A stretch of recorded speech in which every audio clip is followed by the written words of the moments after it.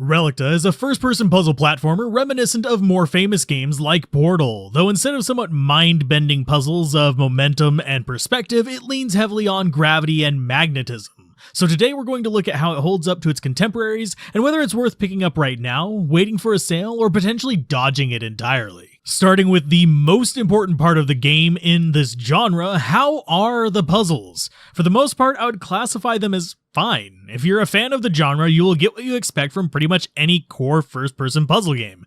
Basically, figure out how to move object A, B, and sometimes C through a maze-like set of barriers to trigger a switch and unlock the next puzzle. In Relicta, this is done through the use of altering the magnetism of blocks and panels following the usual like objects repel, opposing objects attract mentality, as well as using some limited removal of gravity and symbol-based teleporting. And as you move further in, as expected, the barriers and challenges to this increase, as does the requirement to do it with some semblance of timing. That said, in the core game, the puzzles will get a bit repetitive since the variety and mechanics don't quite justify the average 13 to 16 hour playtime, and frankly could have been trimmed up a bit by removing some of the less engaging puzzles. Even at just an hour in, I honestly found myself generally falling into a bit of an autopilot state with a number of the puzzles simply because it was just more of the same. On top of this, some of the other puzzles were simpler to complete through the exploitation of the block mechanics rather than the intended method, since it can sometimes let you just skip whole portions of an area, whereas doing it the intended way could take 2 or 3 times as long and were slightly less obvious. With a bit more variety, they would have been a lot more engaging, but generally the only really challenging puzzles were the ones that were difficult to visualize due to confined spaces, rather than by having to use the mechanics in a special manner.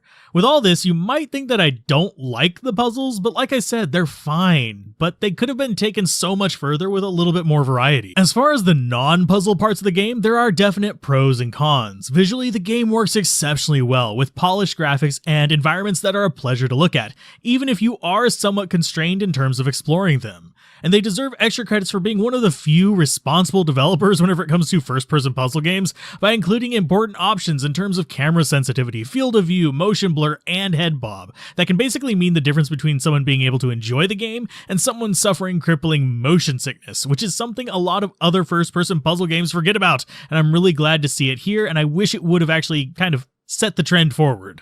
Audio-wise, the game is an interesting mixed bag as well. Sometimes it's great and super engaging, other times the silence takes over and it makes the entire level feel, well, awkward. It's almost like a soundtrack was forgotten for some areas. Similarly, the voice acting is super clear and easy to understand, but the accents on the characters felt extremely unnatural to me, as well as some of the dialogue choices.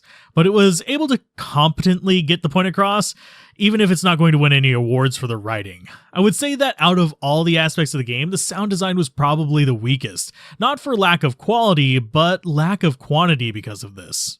The last thing to look at is the overall story, which has a problem that I can't quite think of a good solution for since it's a problem with a large number of puzzle games, and that's pacing and puzzle integration.